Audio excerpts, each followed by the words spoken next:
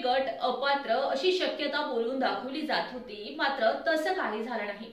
ठाकरे गटाला अपात्र ठरवण्याची खेळी खेळताना नार्वेकरांनी शिंदे गटाच्या 16 आमदारांना पात्र ठरवत शिवसेना शिंदेची या गोष्टीवर शिक्कामोर्तब देखील केलंय।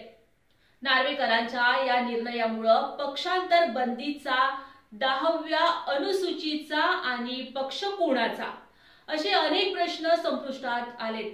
यावर प्रतिक्रिया देताना ठाकरेंची मॅच फिक्स होती। नार्वेकरांनी सर्वोच्च न्यायालयाचा अपमान केल्याचं विधान केलेलं आहे, पण मूळ मुद्दा आहे तो आता ठाकरे काय करणार। नेहमीप्रमाणे सत्ता संघर्षाचा हा खेळ अजून पुढे घेऊन जात आता हा वाद सर्वोच्च न्यायालयात येणार की दुसरी कोणती खेळी करणार। ठाकरेंकडे आता पक्ष पुन्हा मिळवण्यासाठी कोणते पर्याय आहेत? ठाकरे गट आता पुढची खेळी कशी खेळतील पाहूया या व्हिडिओच्या माध्यमातून। नमस्कार, मी किरण आणि आपण पाहत आहात टाइम्स टुडे टी न्यूज। नार्वेकरांच्या निकालानंतर ठाकरेंकडे असलेला प्रमुख पर्याय आहे तो सर्वोच्च न्यायालयात दाद मागण्याचा। पहिलेपासूनच ठाकरे गट सर्वोच्च न्यायालयात आपल्या बाजूने निकाल लागेल या आशेवर। नार्वेकरांच्या निकालाविरोधात ठाकरे गट सर्वोच्च न्यायालयात दाद मागू शकतो। शिवाय निवडणूक आयोगाच्या निर्णयाविरोधात देखील ठाकरे गट सर्वोच्च न्यायालयात गेलेले आता सत्ता संघर्षाचा पुढचा निकाल सर्वोच्च न्यायालयात घेऊन जाताना ठाकरे विधानसभा अध्यक्षांच्या आरोपीच्या पिंजऱ्यात उभा करत त्यांच्या निर्णयाला चॅलेंज देताना दिसू शकतात। नार्वेकरांच्या निर्णयावर 30 दिवसांच्या आत ठाकरे गटाने सर्वोच्च न्यायालयात आव्हाने बंधनकारक आहे। ठरवलेल्याप्रमाणे ठाकरे गट सर्वोच्च न्यायालयात देखील जाईल, पण मुद्दा असा आहे की यावर लगेच सुनावणी होणार नाही। पुन्हा ठाकरे गटाला 2-4 महिन्याची वाट पाहावी लागेल।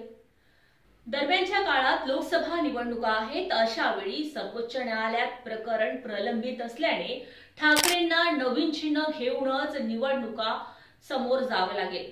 लोकसभा निवडणुका पार पडल्यानंतर मात्र सर्वोच्च न्यायालयाच्या निकालाची वाट न पाहता महाराष्ट्राची विधानसभा मुदतपूर्व बरखास्त करण्याची खेळी केली जाऊ शकते। सत्ता संघर्षाचं प्रकरण संपुष्टात आणण्यासाठी आज विधानसभा बरखास्त केली जात नाही, कारण अशा वेळी लोकसभा व विधानसभा एकत्रित होऊ शकते, ज्याचा तोटा भाजपला होऊ शकतो। मात्र लोकसभा झाल्यानंतर कधी आणि कोणत्या क्षणी विधानसभा बरखास्त केले जाऊ शकते। असं झालं तर सर्वोच्च न्यायालयातील विधानसभा अध्यक्षांच्या निकालाला विरोधातील याचिका देखील संपुष्टात निघू शकते। मात्र निवडणूक आयोगाच्या विरोधात ठाकरेंची याचिका कायम राहते। आजवर निवडणूक आयोगाचा निर्णय सर्वोच्च न्यायालयाने कायम ठेवल्याचा इतिहास असल्याने इथे देखील शिंदेकडे पक्ष देण्यावर शिक्कामोर्तब होऊ शकते। म्हणजेच ठाकरे गट विधानसभा अध्यक्षांच्या निकालाविरोधात सर्वोच्च न्यायालयात जरी गेले तरी ठाकरेंच्या हाती पुन्हा शून्य लागू शकतो। मग ठाकरेंसमोर पर्याय काय आहे? तर पोपट मेला आहे अशी वस्तुस्थिती स्वीकारून ठाकरेंना पुढे जावं लागेल आणि त्यासाठी ठाकरे आता 3 पातळीवर काम करताना दिसतील। यातलं पहिलं काम असेल ते राहिलेल्यांना टिकवणं। खऱ्या अर्थाने ठाकरेंच्या गटाचा आता कसं लागू शकतो, कारण सर्वोच्च न्यायालयातून देखील ठाकरेंच्या हाती पक्ष नाही आणि चिन्ह लागणार नाही अशी शक्यता असेल तर पक्षांतराची पहिली लाट येईल।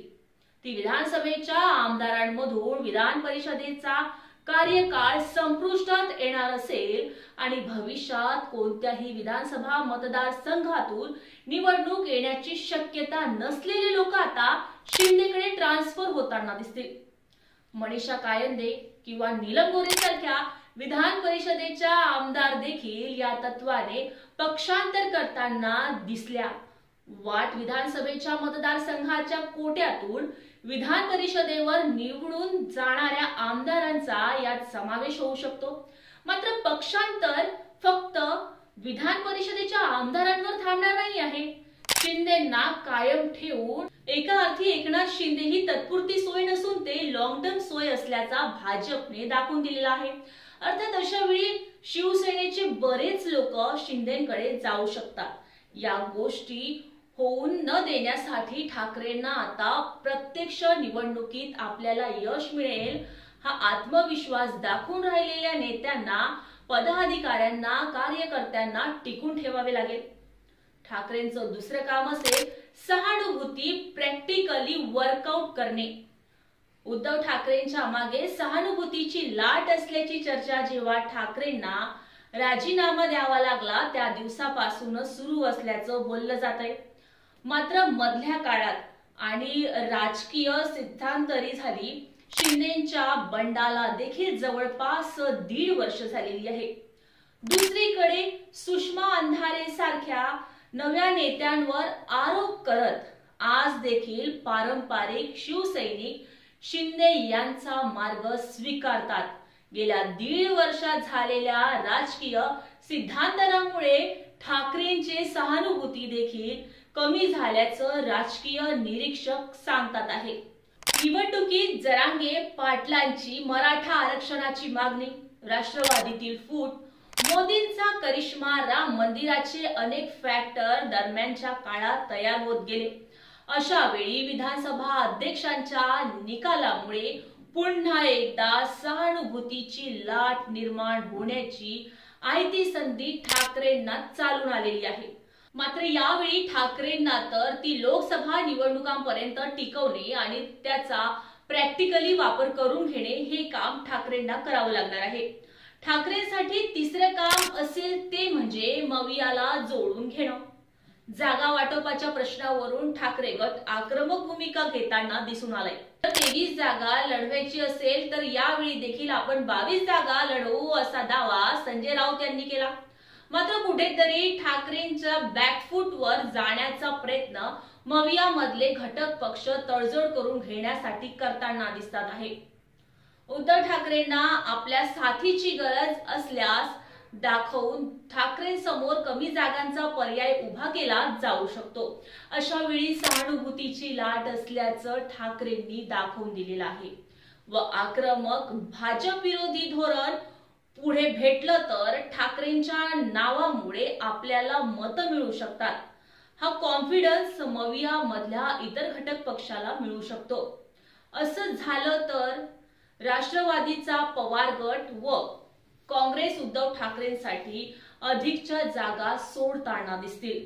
अन्यथा ठाकरेंना खिंडीत पकडून कमी जागा सोडण्याचा पर्याय मवियातल्या घटक पक्ष घेतील. सर्वोच्च न्यायालयात जाणे इथे दावे प्रतिदावे होणार असं सांगितलं जात असलं तरी देखील राहिलेल्यांना टिकवणं, सहानुभूतीची लाट प्रॅक्टिकली वर्कआउट करणं आणि मग मविया सोबत योग्य बार्गेनिंग करत या 3 गोष्टींवर आता ठाकरे गट अवलंबून असणार आहे. शिवसेनेचे भविष्य काय असेल हे मात्र नक्की सांगा. तुम्हाला काय वाटतं पुढचं पाऊल ठाकरेंचं काय असणार कमेंट करून नक्की कळवा.